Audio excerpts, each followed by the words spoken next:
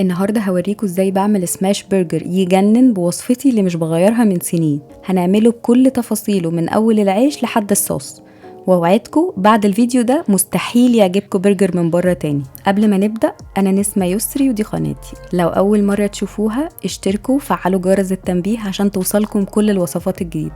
ويلا بينا نبدأ على طول.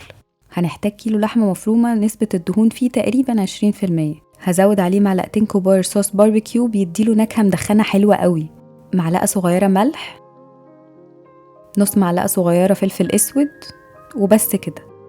هقلبهم كويس قوي من غير ما اعجنهم. هبتدي بقى اقسمهم كور، حجم الكورة تقريبا 150 جرام. لو هتعملوا الساندويتش طبقتين، لو طبقة واحدة ممكن 200 جرام، او لو هتعملوه اصلا مش سماش برجر هتعملوه برجر عادي ممكن بقى لحد 300 جرام زي ما تحبوا. هخلص الكمية كلها، بعدين هدخلها التلاجة ساعة ترتاح قبل التسوية. هنحتاج بقى شرايح طماطم، خس نقطعه رفيع قوي كده، وهعمل بقى بصل مخلل بيبقى طعمه حلو قوي وبنتخلص من نكهة البصل القوية اللي احنا منحبهاش. هقطع بصلة شرايح رقيقة كده، هبتدي افككها من بعضها. هزود عليها ربع معلقة ملح، ربع كوباية خل، اقلبهم كويس واسيبهم ساعة في التلاجة. عشان نعمل الصوص بقى هستخدم المايونيز الهوم ميد اللي كنا عملناه مع بعض قبل كده. هسيب لكم لينك الفيديو في صندوق الوصف. طعمه بيفرق جدا في صوص البرجر، احلى 100 مرة من الجاهز. هزود عليه بقى معلقة بصل مفروم، معلقة خيار مخلل مفروم، هزود معلقتين كبار كاتشب، والمايونيز اللي احنا عاملينه في البيت اوريدي فيه ماسترد وليمون، فلو احنا هنستخدم بقى مايونيز جاهز ممكن نزود عليهم معلقة ماسترد ورشة ملح.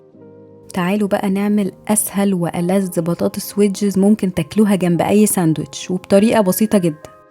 هحتاج نص كيلو بطاطس متقشرة، هقطعها ويدجز بالشكل ده. هحطها بقى في حلة،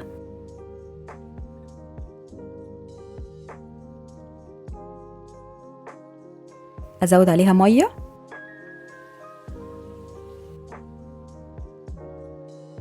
وارفعها على النار. هزود عليها معلقة صغيرة ملح، بس هسيبها 10 دقايق، مش عايزاها تستوي للآخر. هصفيها،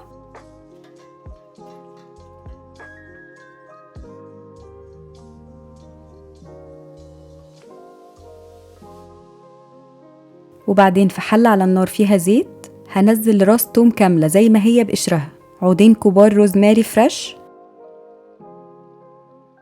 اول ما الزيت يسخن ويبتدي يغلي هبتدي انزل البطاطس. ما تنزلوش كميه كبيره مره واحده عشان البطاطس تطلع مقرمشه. التوم مع الروزماري بيدوا نكهه تجنن للبطاطس. كده لونها حلو قوي، هطلعها بقى. هي كده جاهزه، لو عايزين تضيفوا عليها توابل اوكي، مش عايزين هي ليها نكهه مميزه وانا بحب اكلها كده بصراحه. تعالوا بقى نشوف هنسوي البرجر ازاي. هنحط جريل على النار تسخن.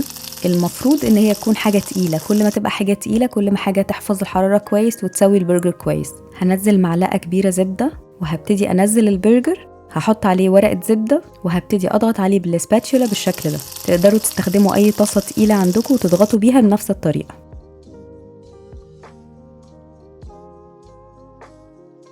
على جنب في الجريل هزود معلقة زبدة، هنزل مشروم متقطع شرايح واقلبه كويس قوي. هنقلبه بقى على الجنب التاني، مش عايزين نسويه زيادة عشان ما ينشفش.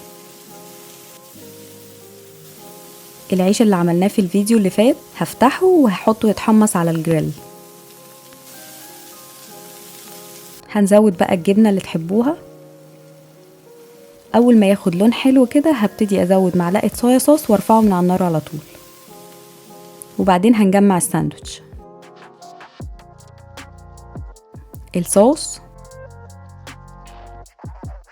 وبعدين الخس، وبعدين البرجر. انا هنا عملت 3 طبقات عشان التصوير بس في العادي انا بحب اكله طبقة واحدة. طماطم والبصل، وده المشروم اللي احنا عملناه. نزود الصوص،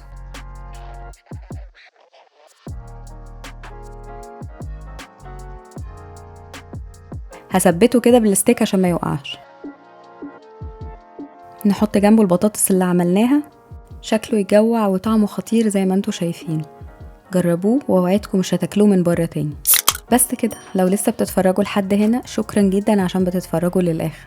ولو عجبكم الفيديو ما تنسوش تعملوا لايك وشير وتشتركوا في القناة. اشوفكم الفيديو الجاي.